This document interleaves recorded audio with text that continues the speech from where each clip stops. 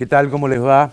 Hoy en Perfiles tenemos a Ramiro Dallaglio, es vicepresidente de la Masonería Argentina, y tal vez el disparador para hablar de la masonería tiene que ver con esta selección que se hizo de algunos pueblos de la Argentina y que finalmente Zenón Pereira, fundada por un masón, fue elegida para representar a la Argentina en este concurso internacional de Naciones Unidas, y bueno, y mucho tuvo que ver sus raíces masónicas, su arquitectura, su simbolismo, todos estos temas con Ramiro aquí en Perfiles de hoy.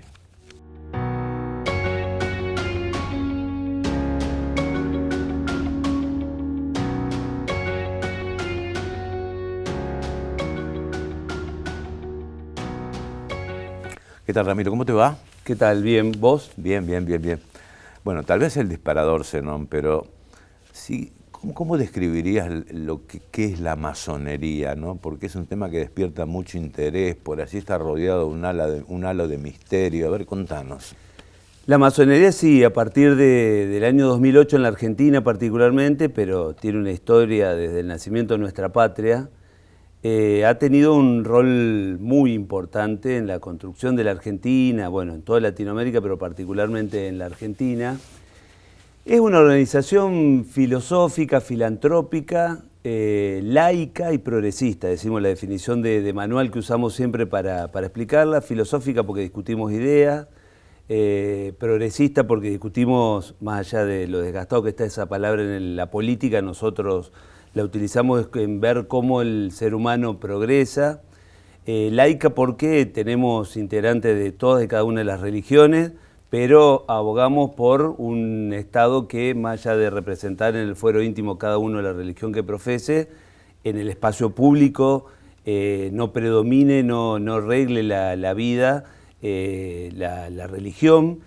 Y bueno, a partir de determinado proceso que se dio, como te decía, el 2008, se ha generado una apertura. Nosotros decimos salimos del secreto a algo más discreto. Eso significó que en la Argentina éramos 2.500 y hoy somos más de 14.000. En esta ciudad, por ejemplo, en el 2008 éramos 14. Hoy somos más de 200. Hay 8 logias masculinas, una logia femenina. Realmente ha tenido un crecimiento importantísimo y entendemos que lo principal que tiene de atractivo para jóvenes, varones y mujeres que se suman a participar en la masonería es que en una sociedad donde reina la grieta, la agresión, si vos pensás distinto a mí, sos mi enemigo, no sos una persona que tiene otro punto de vista sobre determinado tema, sino que pasás a ser mi enemigo. Acá trabajamos fomentando que personas de distinto parecer puedan encontrarse del hogar. Y personalmente, ¿por qué decidiste involucrarte en la masonería? Personalmente porque venía de una dinámica de discusión casi cotidiana a partir de una formación, la militancia política, que es un porcentaje, no somos ni la mayoría ni mucho menos, pero de discusión constante de determinados temas.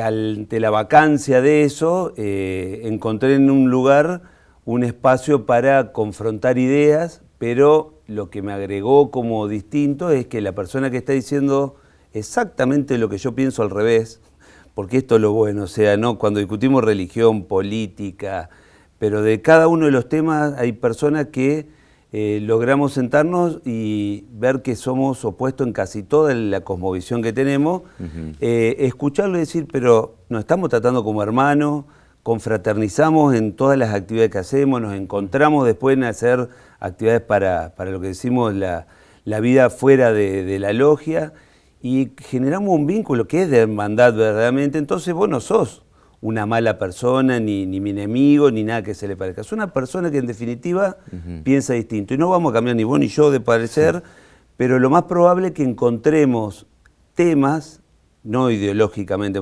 temas los cuales podamos trabajar juntos, como la educación, la formación en el trabajo, un montón de cosas. ¿Y esto tiene que tener algún correlato con tu vida cotidiana, más allá de reunirse en la logia para tratar estos temas? Es decir, ¿cualquiera puede ser masón? Cualquier persona, nosotros decimos que sea una persona libre, honrada y de buenas costumbres. Libre en el sentido de que no dependa económicamente de otra persona. Esto te puede pasar a los 20 años de que sos una persona que ni siquiera puede generar recursos para vivir vos solo, todavía estás viviendo de tus padres o de quienes te mantengan. Honrada que nosotros chequeamos que tenga una vida con ningún tipo de compromiso con la ley, con la cual juramos respetar. Nosotros juramos respetar la Constitución y la ley de cada país donde la masonería funciona. No tenemos nadie por encima de lo que es la autoridad del presidente. Yo soy vice del presidente, por arriba de él no hay nadie, no hay, como diríamos, un papa o un gran maestre mundial. Y sí te condiciona en que empezás a tratar a la gente con un grado de tolerancia, de respeto, de empatía completamente distinto. Porque decís, si este hermano que era ultra y contrario a todo lo que yo pensaba, y que si lo miro en el canal que me valida y miro el otro y digo, todos estos son malos, estos son los buenos que dicen lo que yo pienso. Pero lo veo en ese canal y digo, pero al final, bueno, no era tan así. No estoy de acuerdo con nada de lo que dice, no es que me cambia, sí. Pero lo valido desde otro lado, hay una relación de decir, honestamente está pensando exactamente lo contrario de mí, probablemente esté equivocado yo, probablemente él, pero podemos hacer algo juntos en la sociedad para acordar. La masonería tiene una historia de vínculos que nosotros decimos vasos comunicantes que por ahí no están a la luz de encontrarse. Por ejemplo, yo siempre cuento 2 o 3 anécdotas muy importantes. Te empiezo por la última. El abrazo Perón-Balbín es la logia del Congreso que lo convoca a Balbín, que no era masón, Perón sí, a tener ese acto de unión nacional que iba a ser muy importante y lo fue para la Argentina, y consolida eso. O antes, Tejedor, Carlos Tejedor, venerable de una logia, presidente de una logia, lo siente Irigoyen a San Peña, los 2 masones, a acordar una salida electoral. El voto secreto universal y obligatorio es una salida a la violencia que había en ese momento de la abstención de los sectores populares. O ante la batalla de Pavón, que muchos no se explican por qué ganando la batalla Urquiza se retira, es porque hay una tenida de Unión Nacional antes, donde se acuerda, dirimamos todas estas diferencias que no van a desaparecer, no más en el campo de batalla derramando sangre de hermanos, sino en la arena política. Esto generó la masonería. Ahora, claro. Hablando de política, a ver, próceres y presidentes y gobernantes que fueron masones. Presidentes, 16. Se me viene a la memoria algunos que fueron, además de presidente del país, presidente de la masonería, como Sarmiento fue un activo participante. Sarmiento, la fórmula que gana en ese momento, como es Pablo Lázaro el presidente ahora y yo el vice, la fórmula en ese momento fue Sarmiento-Alem. Bueno, Mitre, Urquiza, López y Plane, Pellegrini, más acá Irigoyen, también, bueno, Perón y Alfonsín fue el último que se encontraron todos los papeles. Perón se inició en Italia y Alfonsín en Paraná, acá en la ciudad de Paraná, lo trajo Benjamín Stubring y Montiel. Los 2 lo invitaron a iniciarse en la logia de Paraná. ¿Y por qué, Ramiro, rodea ese halo de misterio la masonería, ¿no? Y durante tanto tiempo, aunque los últimos tiempos hubo una suerte de apertura a conocer algunos ritos aquí en Santa Fe, ¿no? Pero ¿por qué ese halo de misterio que ha tenido en la historia? Con el actual presidente del Gran Maestre hacemos la autocrítica, es culpa de la masonería de, en un montón de tiempo, no responder a muchísimas de que toman sangre de un cráneo, que no sé qué cosa, siempre me hacen chistes desde los magios de los Simpsons a que hacen, si comen chicos vivos en las logias, o sea, siempre ha habido un halo de un montón de cuestiones que la masonería no salió a responder. La contestación a todo eso es, la masonería durante mucho tiempo fue perseguida, la masonería argentina particularmente se nutre, acá estuvo un ex presidente de la República en el exilio, Jiménez de Azúa, que era masón. Todos esos masones republicanos que nutrieron mucho en la masonería argentina venían con la Secretaría de Combate a la Masonería y al Comunismo de Franco, que mató 6.000 masones. Entonces hubo una posición de retraimiento, de esconderse mucho, de negarlo incluso, mucho a la pertenencia a la masonería, por el miedo que hubo, y ni hablar en la última dictadura militar. ¿Qué cambia? 40 y pico de años ya de democracia, hemos decidido que ese secreto no es más necesario. Pero que ustedes podemos... pero preservan la identidad de los integrantes de la logia. Es una decisión personal de cada uno. Yo no te puedo decir que Pedro, Juan o Luis o María No, o Juana... Vos estás dando la cara como vicepresidente de la Claro. Masonería Argentina y otros dicen, no, yo preservo mi identidad. Exactamente. La mayoría preserva su pertenencia porque hay una cuestión de, qué sé yo, de cuidado con respecto a eso, de que puede pasar. Y está bien que cada uno, a medida que... Yo creo que cuando yo me inicié hace 20 años, casi nadie en Santa Fe o nadie en Santa Fe decía que era masón. Hoy, por responsabilidad que nos ha tocado a uno u otro, ya somos algunos los que lo hemos hecho. Y creo que en el futuro en Buenos Aires mucho más gente lo dice. Cuanto más es el número y va pasando los años de democracia, se toma como algo más natural. Pequeña pausa, enseguida regresamos. Bueno.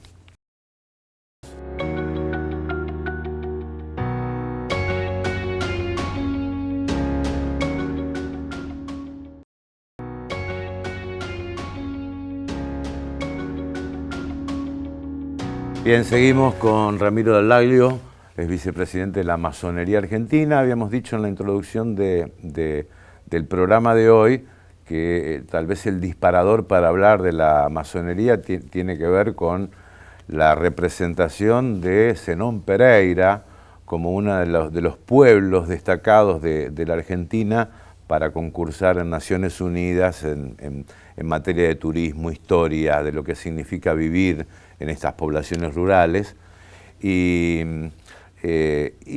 hablar fundamentalmente, Ramiro, qué es la particularidad de Zenón Pereira, ubicada acá muy cerca, en el departamento castellano, y cómo es la arquitectura, la simbología masónica.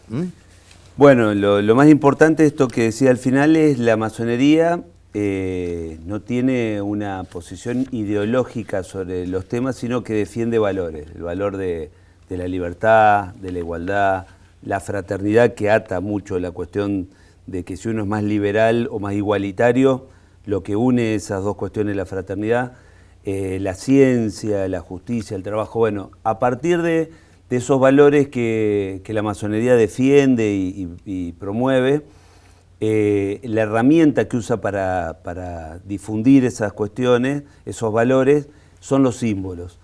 Lo que hizo Zenón Pereira, un hermano rosarino, iniciado en la logia Unión 17 de Rosario, que es una de las logias más viejas del país, fue tener la posibilidad que lo mandan a armar una estación del tren y una localidad alrededor de eso, y arma todo con la lógica de las 33 manzanas, que son los 33 grados que tiene la masonería.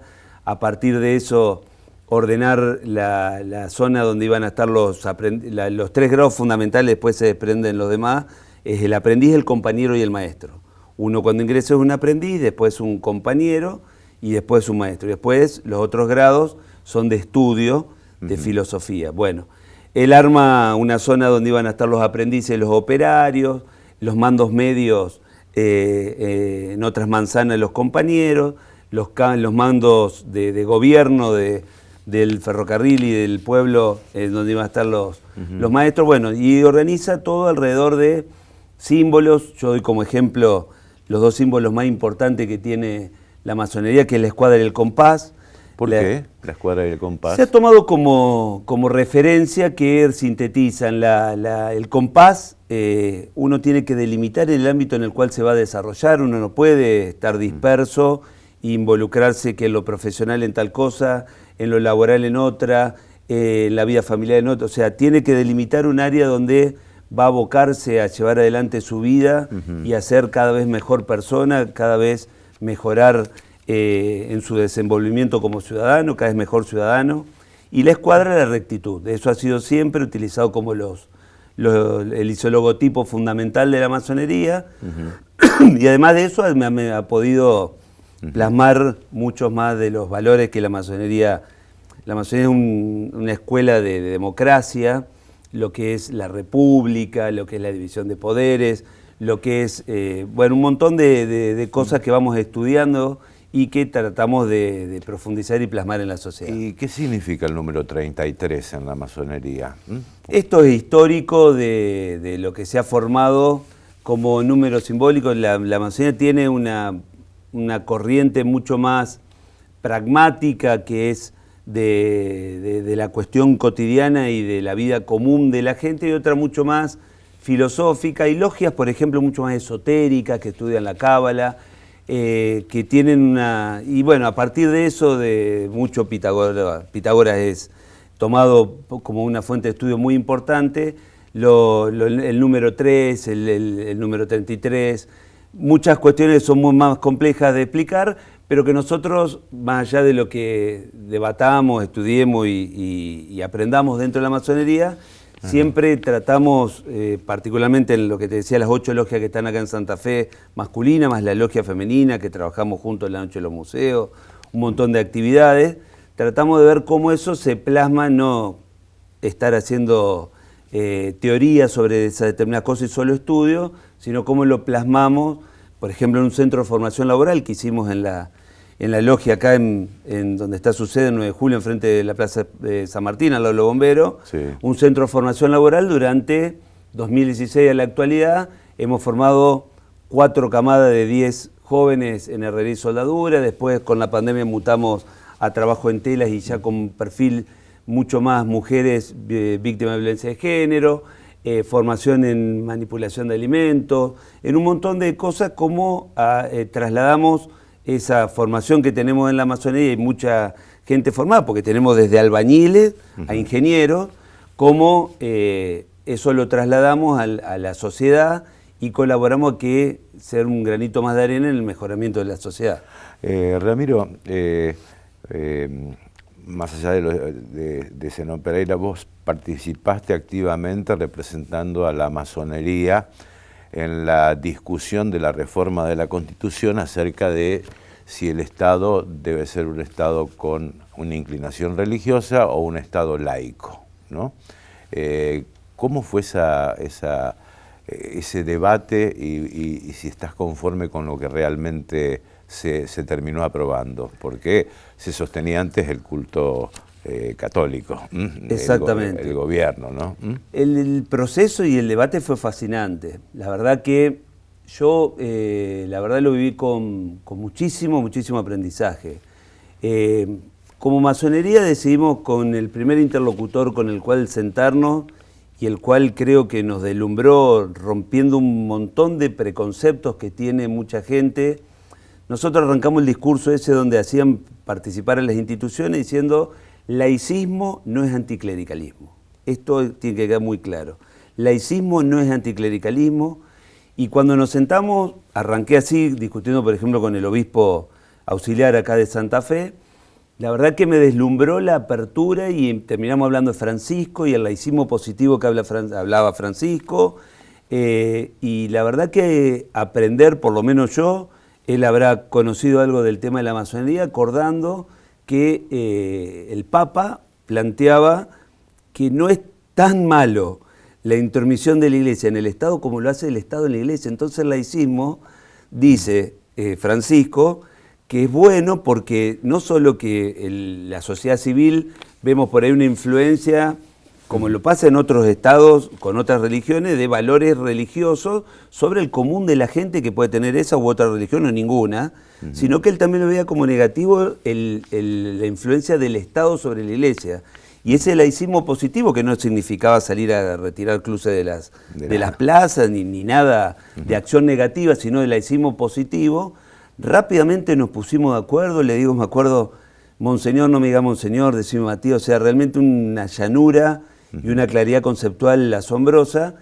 Nos sacamos una foto y eso partió para después discutir con los pastores evangélicos, con un montón de convencionales, y salió un artículo que para mí, para nosotros en realidad, y creo que para todos los que nos sentamos a charlarlo también, tuvimos pues foto con los pastores, foto con todos los actores que participaron, plasma la separación de la iglesia, del Estado y las religiones, no solo la Iglesia Católica. Sí, claro, pero si mal no recuerdo, hubo incluso un pronunciamiento de la Iglesia Católica con respecto a tener el respeto por las otras religiones. Tal ¿no? cual, un planteo, la verdad que, de hecho hubo un reclamo después de gente que estuvo en desacuerdo con esto del laicismo. Sí. Yo pensé iban a ir 10.000 personas, fueron 50, porque la Iglesia avaló esa cuestión de reconocer, sí, lo que te decía, la separación del Estado y las religiones, primer punto importante, casi como único en el país,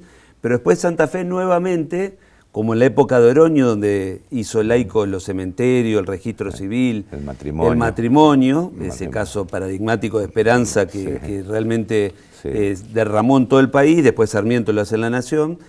Además de separación del Estado y las religiones, lo segundo que hace es hablar de las iglesias. Esto nos decían los pastores, Guillermo, yo no he tenido mucha... mi vida ha sido mucho más vinculada a charlar y de hacerme amigo de curas y no tanto de pastores. Los pastores me decían, Ramiro, ¿te das cuenta que nos llaman iglesia? Ahora nunca nos habían llamado iglesia y nosotros lo somos. Bueno, la Constitución reconoce iglesias, que es contrario, los santafesinos una vez más desafiamos las leyes nacionales, porque el Código Civil habla que es una sola la iglesia, la Constitución de Santa Fe habla de las iglesias, la católica y todas las demás religiones que consideren tener iglesias, y lo que hace por tercero, muy importante, las pone todas en un plano de igualdad. Claro. Entonces eso realmente ha dejado satisfecho, entiendo que a todos, o por lo menos la inmensa mayoría de los que participaron del debate, la mención a la Iglesia Católica, porque también es una cuestión histórica y cultural de que nosotros venimos desde 1700 y pico siendo vinculados directamente, 1573 vinculados directamente con la Iglesia Católica, pero después las nombra todas, las pone en un plano de igualdad y separa el Estado de la religión. Claro. Creo que ha sido un trabajo fruto del debate de todos los convencionales y de los que pudimos aportar alguna visión. ¿Y en la masonería existe esa pluralidad religiosa y si eso no es obstáculo para debatir los temas de fondo y llegar a acuerdos como planteaste vos? La masonería no solo busca, tolera y busca la diversidad ideológica, sino también la religiosa, la de todo lo que podamos tener como diferencia para combatir el fanatismo, combatir la discriminación y trabajar en pos de la tolerancia, de la igualdad, del diálogo, del consenso. Tenemos, yo no sé cuántos practicantes, pero yo estoy seguro que más de la mitad, por lo menos de los que conozco, me ha tocado viajar en 16 provincias por el tema de la masonería. En todos lados la mayoría, más de la mitad son católicos, practicantes algunos, otros musulmanes, nos hemos dado cuenta por la cuestión gastronómica que se ha cocinado cerdo y decían, yo no puedo comer, claro que ustedes no pueden comer tampoco. Judíos, ateos, agnósticos, una diversidad muy grande, y en eso lo que es más lindo es convivir y contarnos de esta fiesta tuya o de esta celebración o este recordatorio tuyo y ese intercambio de hacerlo con un hermano. Esto es muy profundo, Guillermo. Vos estás hablando con alguien que considera tu hermano porque construiste una relación de fraternidad que realmente, por más que sea una religión distinta a la tuya, sea una ideología, un partido político, lo que sea, antagónico, vos sentís que estás aprendiendo porque estás poniéndote en la visión de esa persona, de ese hermano, de cómo determinas cosas que vos antes no tenías la capacidad de ponerte en ese lugar. Gracias, Ramiro. Gracias. No, muchas gracias por la invitación. Bueno, agradecemos a Jesse, hoy lo tenemos a Gastón también y lo tenemos a Rodri también, así que muchas gracias en la producción. Nos despedimos, hasta nuestro próximo encuentro.